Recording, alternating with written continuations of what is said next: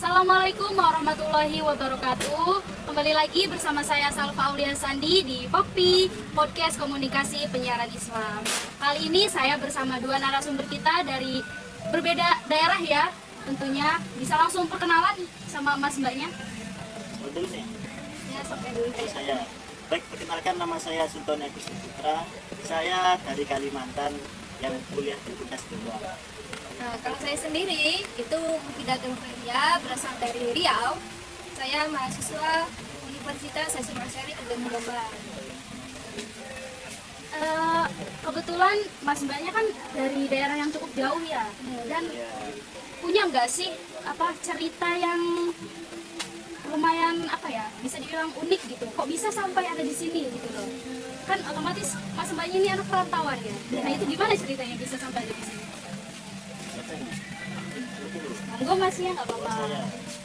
Jadi sebenarnya memang nggak ada rencana sih untuk mau rantau apalagi jauh ya, antar pulau gitu. Jadi dulu itu setelah lulus SMP itu saya bingung mau ngapain, mau sekolah apa, terus mungkin kan langsung kerja lulus SMP. Terus pikiran, nah gara-gara sering lihat ceramah-ceramah ustaz-ustaz konten yang zaman itu lah, seperti Abdul Somad atau Ustaz Ali Hidayat. Terus saya terbesit di pikiran kayak enak kali ya jadi penceramah gitu, cuma ngomong doang, modal ngomong doang di atas panggung dapat uang gitu. Itu dulu pikiran jelek saya pas setelah lulus SMP. Akhirnya saya berkonsultasi dengan orang tua saya dan keluarga saya untuk minta restunya untuk mondok dulu. Mondok akhirnya direstui. Nah, dicarilah pondok yang dekat dengan rumah keluarga saya di daerah Mojoagung, lebih tepatnya. Akhirnya saya masuk di salah satu pondok di Mojoagung, yakni pondok yang bernama Pak Salam, yang kiainya adalah saya. Nah, setelah saya mondok selama 3 tahun, setelah itu saya lulus. Setelah lulus kan bingung juga, setelah lulus mau ngapain. Terus mungkin enak kalau kuliah buat nambah wawasan. Makanya kuliah dan kuliah juga, konsultasi ke keluarga enaknya gimana. Terus sama keluarga, coba aja di Tebuireng, di Unhas seperti itu. Nah, akhirnya saya daftar situ dan alhamdulillah keterima. Sampai saat ini saya sudah 5 tahun di Jawa. Nah, untuk Mbak Mufidah, mungkin kalau saya sendiri ya, nah kan langsung saja ceritanya singkat. Saya SMP-nya di Tebuireng 4, nah itu cabang Tebuireng Pusat Jombang. Nah SMP, SMA juga di situ, jadi 6 tahun. Nah 6 tahun saya lulus dari SMP dan SMA. Terus saya mikir setelah lulus ini mau ngapain gitu kan. Awalnya tidak ada pemikiran kayak merantau jauh, apalagi beda pulau gitu kan. Nah jadi saya mikir terus dan akhirnya saya keluar dulu ke pondok, dari pondok setahun saya kerja sambil memikirkan kuliah atau enggak gitu kan. Nah akhirnya pertengahan tahun itu saya mikir dan saya minta restu dari orang tua buat kuliah di Jawa dan di Tebuireng. Nah lalu orang tua saya mengizinkan dan akhirnya merantaulah ke Jawa Timur dan tepatnya di Tebuireng. Nah juga abah saya dari pengasuh Tebuireng cabang 4. Nah itu mengizinkan juga agar bisa nanti setelah lulus dari Universitas Hasyim Asy'ari ini bisa langsung ngajar ke Tebuireng 4 gitu. Kan di sini bisa dibilang lumayan lama ya udah ya merantaunya. Ada nggak sih perbedaan budayanya dari daerah asli sama kesini tuh? Kalau perbedaan budaya ya banyak sih, nama juga kan beda suku, terus beda pulau, jelas ada lah beberapa culture shock dulu pas awal-awal di Jawa ini sangat banyak, terutama perbedaan dalam bahasa. Bahkan di Kalimantan, khususnya di Kalimantan Barat itu menggunakan bahasa Melayu yang memang mayoritas di sana itu suku Melayu dan suku Dayak. Adapun ya ada juga suku-suku lain kayak Jawa, tapi sangat minoritas. Kemudian itu aja yang culture shock itu di beberapa sangat utama, karena memang saya sendiri pas itu masih belum terlalu ngerti bahasa Jawa, apalagi bahasa Jawa yang halus itu masih belum ngerti. Nah itu aja sih. Menurut mbaknya gimana? Kalau saya lebih kaget ya, karena kan saya aslinya tuh orang Aceh mbak. Oh Aceh? Ya Aceh Timur. Cuman karena waktu GAM perang kayak di 30 itu orang tua saya pindah merantau, maksudnya istilahnya kayak bahasa kasarnya kabur gitu dari Aceh, karena awalnya tadi takut kena gam itu kan, nah jadi nggak tahu, akhirnya nyampe nya di Riau dan bikin rumah di Riau, jadi akhirnya saya tinggal di Riau akhirnya, terus lahir juga di Riau, jadi mungkin saya karena lahir di Riau ya, orang Riau, orang tua saya aja yang orang Aceh gitu. Nah terus kalau perbedaan di Jawa, karena saya merantau di Jawa, jadi kayak wah ternyata Jawa tuh kayak gini gitu, lebih kayak apa ya, bahasanya tuh kalau anak zaman sekarang tuh kalem gitu orang-orangnya juga. Iya, bisa dibilang gitu. Nah, apalagi kan Jombang tuh kota santri ya, nah, jadi kayak wah kok saya tertarik gitu untuk merantau ke sini dan kuliah di sini, jadi kayak wah ya masya Allah lah Jombang. Masya Allah.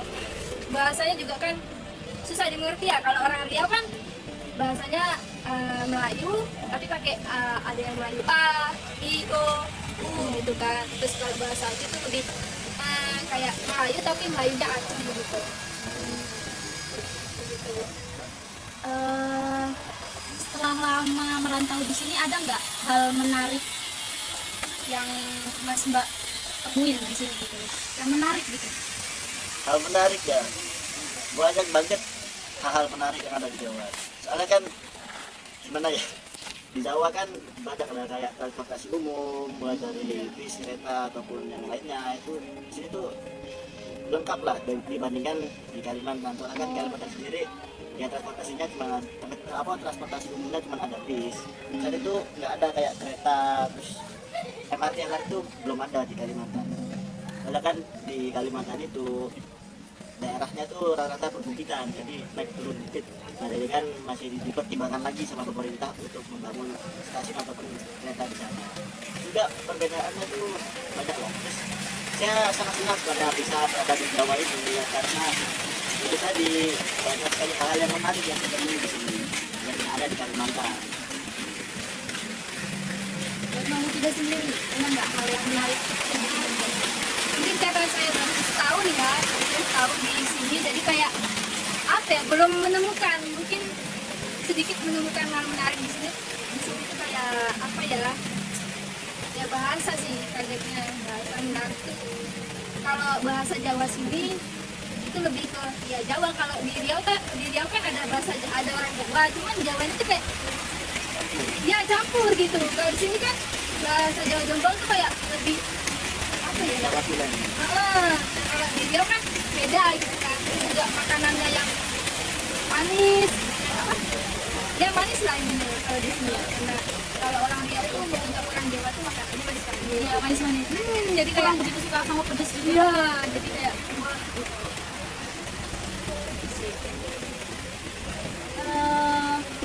Dari awal masuk itu kayak ada nggak sih nemu bahasa yang emang belum mengerti gitu ya, terus kayak pertama dengar kayak bikin hah gitu loh, kayak kaget gitu.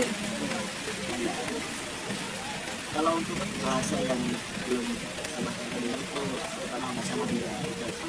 Soalnya kan ya memang belum tahu sama sekali, terus ini bahasa ini kok orangnya kayak berat ngomongnya, kayak cepet banget gitu.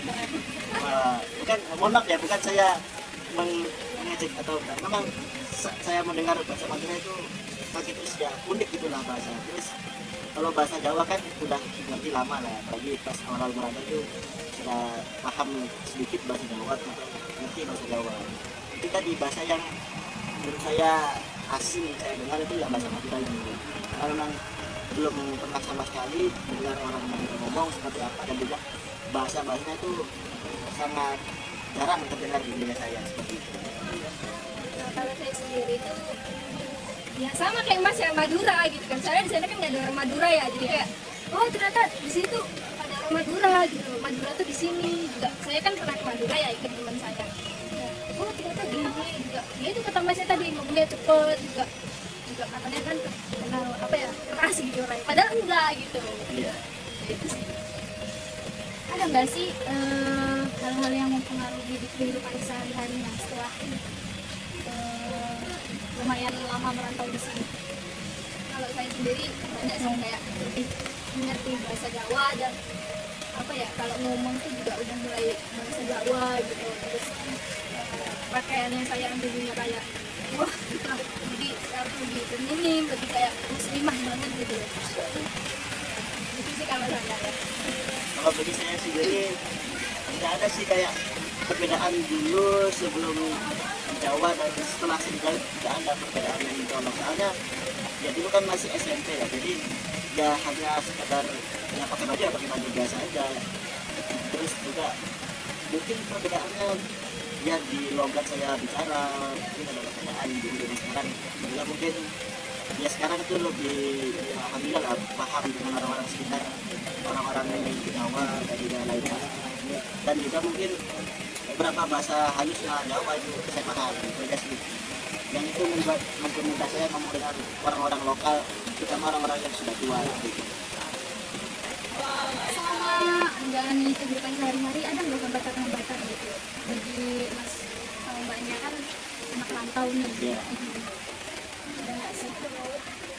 hambatan ya.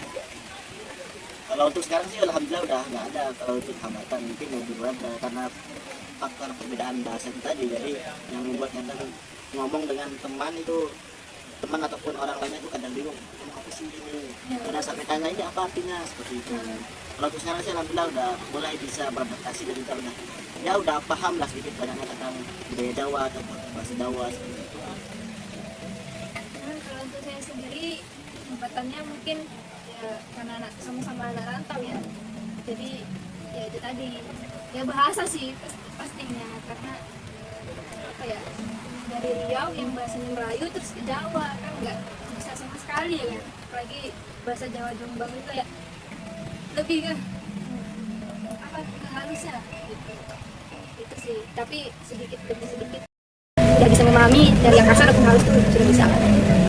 Jadi dari penjelasan yang sudah kita dapat dari mas mbaknya ini, perbedaan budaya dan bahasa itu bisa menjadi faktor hambatan ya bagi mereka saat pertama kali mereka merantau ke sini untuk menempuh pendidikan. Tapi itu bukan suatu halangan ya untuk mereka terus menempuh pendidikan ke jenjang yang lebih serius berikutnya.